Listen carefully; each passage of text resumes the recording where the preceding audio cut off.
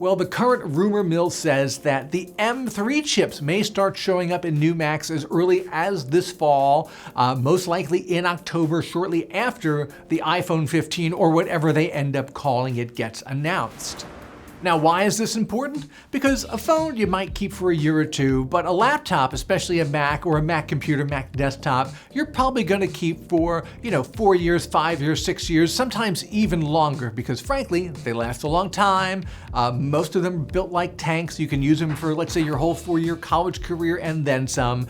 It's not like everyone's going out and buying a new MacBook every year.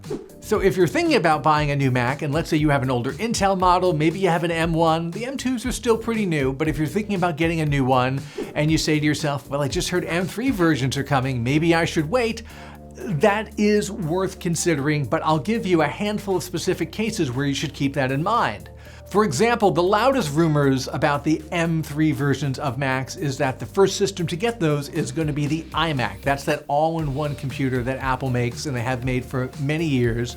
Currently, they only make one model of the iMac, and that is a 24.5-inch screen. It's a very nice device. I use one at home all the time. However, it has not been updated since 2021, since the early days of COVID, when it was one of the first systems to get that M1 chip inside, moving away from Intel that was in the older iMac. It's got a whole new design along with it, really nice, slick machine. Frankly, still works fine as an M1 machine. But if Apple was going to update the iMac at this point, they would probably put that M3 chip in it if they're going to save it for a fall release, and that is when the first M3 chips might be available. So if I was thinking about getting a replacement iMac for my older one, whether it's a 21-inch Intel model or the 27-inch Intel model, I would definitely say this is a case where you hold out for a couple months and you see if there's going to be a new one for fall. I would not run out and buy a 24-inch M1 iMac today because that chip's already kind of old.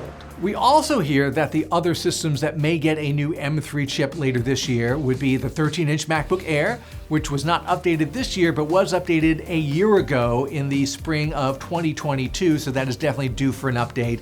And the 13-inch MacBook Pro, which is kind of a throwback system, still has an older design, and if they keep that older design and shove a new M3 chip up in there, I'll frankly be a little surprised. It is time to update the design on that. It's got that wider bezel and a few other kind of throwback design pieces for a Mac, but that's also another good candidate because, again, it's a little behind the times, and it's certainly a good size system to have if you want something with the power of a MacBook Pro, but you want the latest chip in it.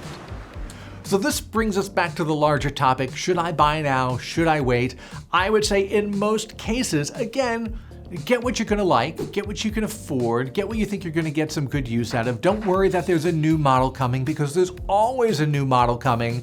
And again, there are a handful of cases where we have a pretty good idea that something is coming right around a specific date that might be coming up within a couple of months. And if it's a big investment that you want to use for a lot of years, in those cases, maybe hold back. But my general point of view, the rest of the time, find what you like, buy it, enjoy it.